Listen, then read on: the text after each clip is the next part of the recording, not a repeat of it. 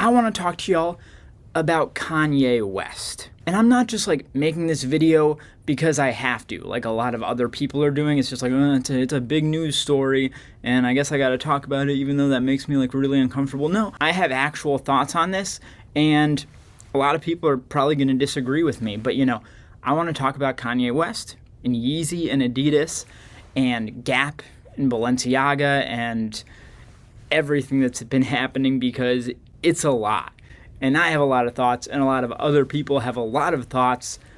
So where do we begin? Well, first let's talk about where we are right now. What's been going on? Why is this video even happening? Why is everyone talking about Kanye West?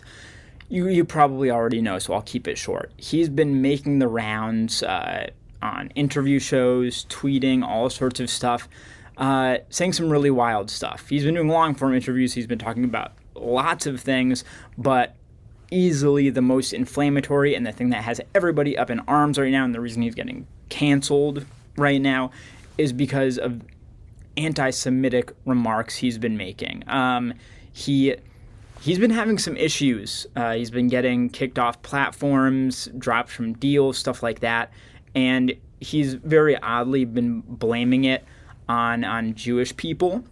And he says, well, it's just a fact, Jews like pretty much control the media, right? Like, you can rephrase that. There are lots of Jewish people that are in positions of power in media, entertainment, things like that. But in my personal opinion, and I think this is literally just correct, them being Jewish has zero bearing on that position of power or how they wield that power. I hope that goes without saying. I disagree with everything Kanye West says on that front in every single way, shape, and form. He's just like dead wrong. It makes no sense. There's no conspiracy.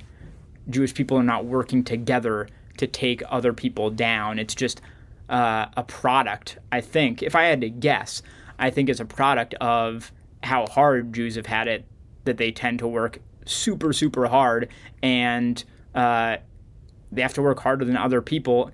And when you work really hard, you tend to become successful, I think. I don't know. Probably some historians and sociologists will have better answers than that on me. I should probably just stop talking about this, but I wanted to get that out of the way, that I disagree with Kanye West. But I do have some maybe spicy takes here. So let's get into more of my wheelhouse, which is the fashion and the streetwear and the yada, yada, yada. So what has been happening there?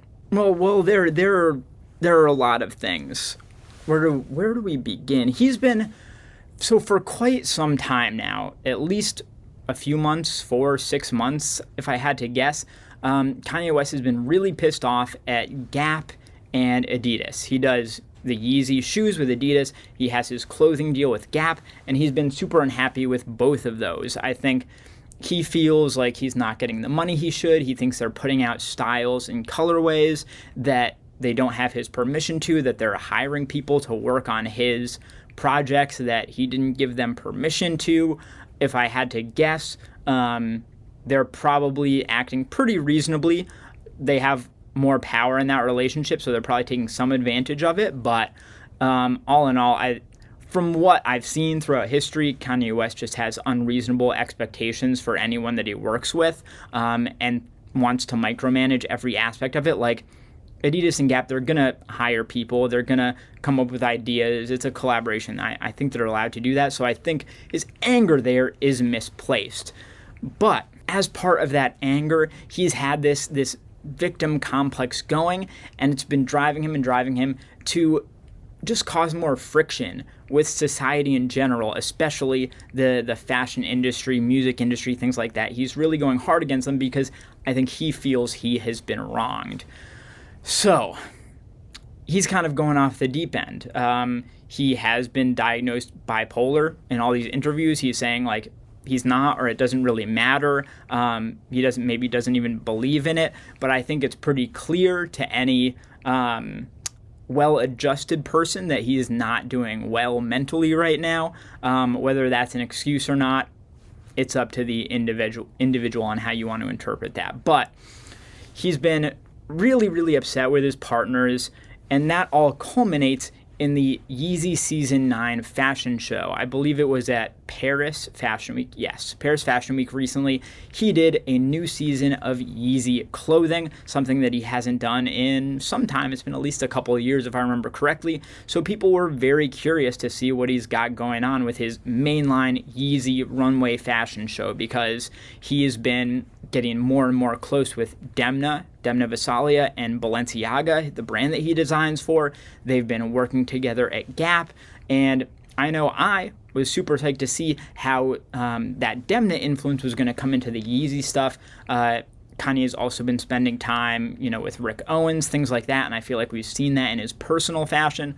So I was excited to see this show.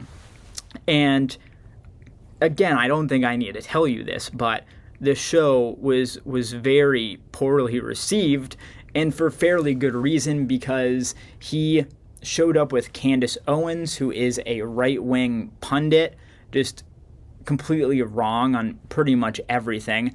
It shows who Ye has been hanging out with lately, and it's no one good. So he shows up with this super, I'd say, far-right commentator, and one of the pieces from this new collection were shirts that said "White Lives Matter" in like giant text on the back. And obviously this became the story. Kanye West is incredibly smart. He's not doing well right now, but I still think he's smart enough and with it enough to know what he was doing with that, and it was a really bad decision. And I think the decision was made even worse by the fact that the rest of the show was really, really cool. I could see the Demna in there. I could see the Rick in there, but it had Ye's classic kind of earthy, organic, alien, outer space kind of vibes to it. It's very, very unique, and he's always been a trailblazer in that way. So it was super interesting to me, but just completely destroyed by this one piece that I've heard him try to explain it. He's been doing interviews. Of course, everyone's asked him, what's with the White Lives Matter shirt, dude? And to me, he has not given a satisfactory explanation. I don't think he really had a reason to do it. I think he just knew it was going to be provocative, and he did it with the MAGA hat in the past. That one got him a lot of flack, but also there was some intent behind it, and people were willing to go to bat for him at that point. So I think he maybe had a misconception that it was going to go the same way here, that people were going to be really mad and it was going to cause an outrage, but like the kind of outrage that incites conversation and gets people talking, not one that completely destroys him, which is what's essentially happened. Again, whether that's deserved or not, up to you. I have my own opinions, which we'll get into very soon. So from there, that's where things completely blow up. Everyone is denouncing him. Specifically, there is a Vogue editor who goes at him, and he goes 10 times harder at her in a really unfair, personal way. Everyone gets really mad about that, and now everyone's saying, okay, so Kanye West, he is hanging out with far-right commentators, inviting them to his shows, using white nationalist catchphrases on his clothing, and then he's going at people of color for criticizing him. What is going on here? So people start asking him, and when he explains it, it doesn't get any better. He doesn't have any explanation that is satisfactory, and when you press him on it, actually, his views go even deeper than that. He's been hanging out with the Candace Owens of the world, and it's clear they've influenced his thinking, because that's where the anti-Semitism starts coming in, the white nationalism of the t-shirt, and now it's clear Ye is off the deep end on the far right. So now people start thinking, we can't have him around anymore.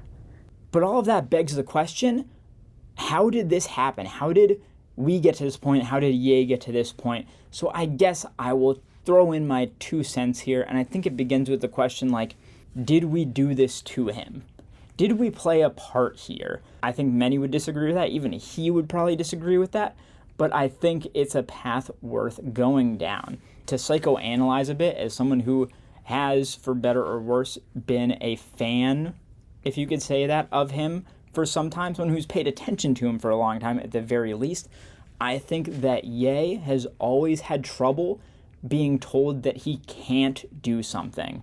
Every time he's told he can't do something, it seems to push him a little further over the edge. Now, as adults, you have to be able to accept that you can't do something. That's part of being a grown-up. But at the same time, there is a part this way. It takes two to tango, right? It starts with the George Bush doesn't care about black people, the Taylor Swift, I'm gonna let you finish thing, then the MAGA hat, and then, having Marilyn Manson up with him at the Donda show, and now all of this. At every point, he's being told, yo, Kanye, you can't do that. You can't do that. And I'm sure there are some people saying it with good intent, and then I think there are probably people, the snakes in the grass out there, the business managers, things like that, that are really just trying to get him to fall in line because they're seeing the money signs disappear from their pockets, right?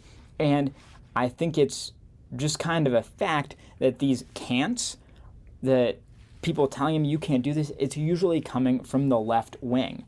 Do I think that's unreasonable? No. I think other than the George Bush thing, probably all those things were ill-advised. But in the end, this has just pushed him further and further and further to the right, and that's only exacerbated, I think, by his fairly devout Christian views, which tends to line up quite neatly with the far right in many ways.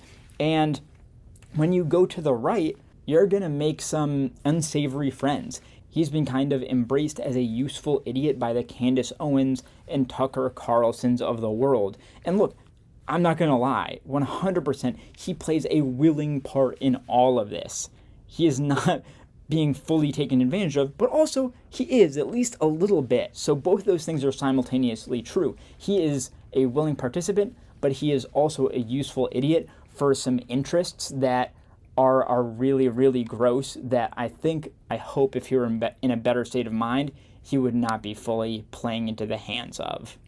And this is where it gets interesting. So first, what's the order of this? First, Balenciaga takes him off their runway page. So Kanye opened the most recent Balenciaga runway show. He was the opening model wearing the opening look, and they removed any images of that from the internet, removed any mention of him. I think that's a pretty sensible PR move for the most part. Like, you gotta distance yourself, but I don't agree with removing the image. It was the opening look of the new show. It existed. It happened. To pretend that it didn't happen is very weird, and the clothes and the moment can exist separate from Ye himself. And I think any introspective person, if you explain that to them, would understand, even if they disagreed. I just think that fashion history and having that full runway show exist and stay visible for people is kind of more important than the PR statement of distancing yourself. I think you can distance yourself from Ye without erasing that part of fashion history. I get that it's one look, but it's the principle of the thing for me.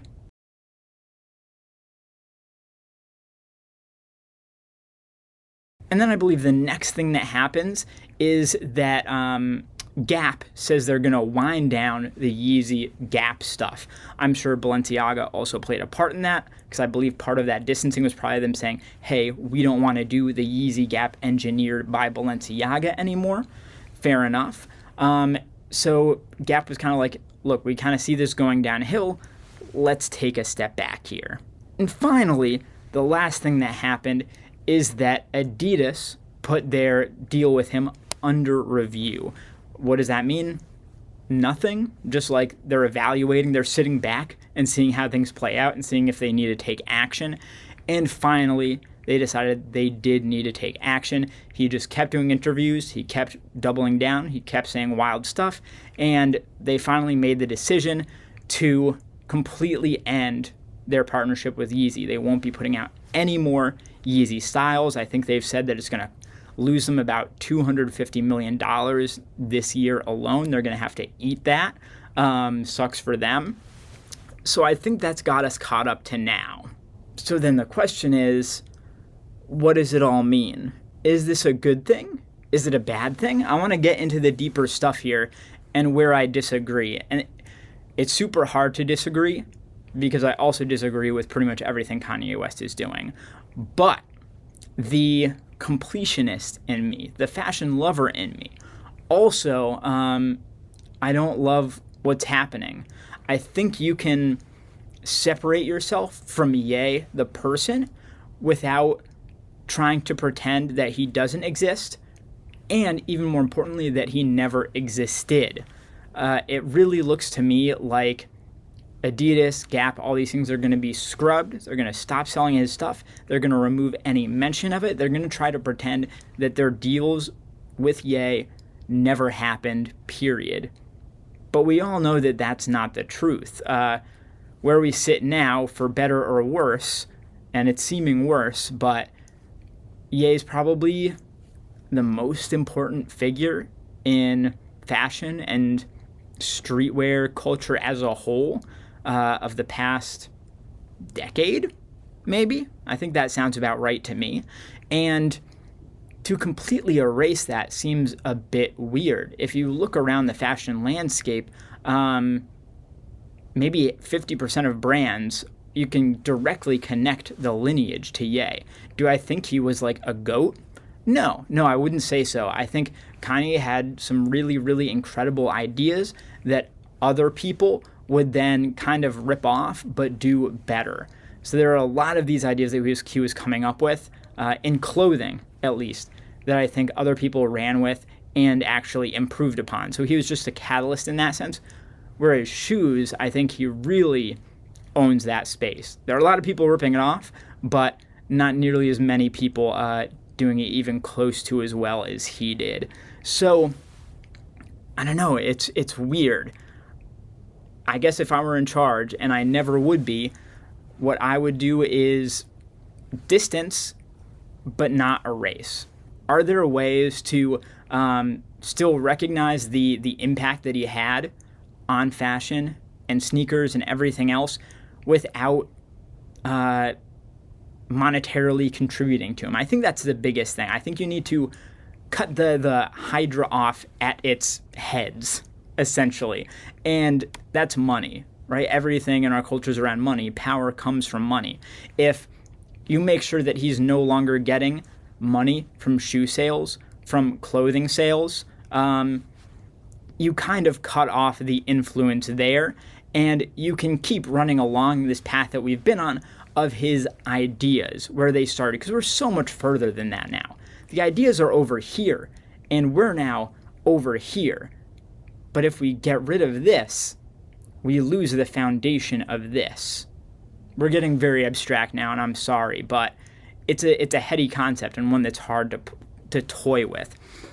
I guess here's what's bothering me. Here's a rock-solid example, no longer abstract.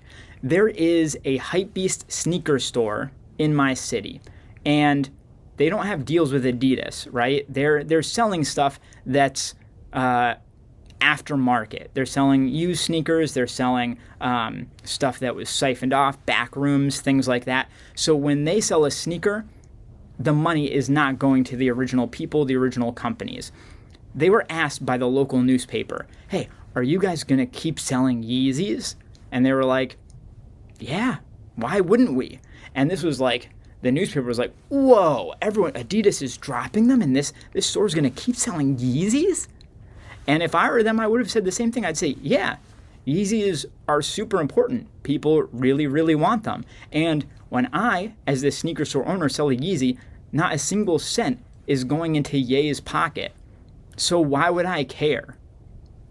I mean, I get there a reason to care. I get there are a lot of people that aren't going to be wanting to wear Yeezys anymore.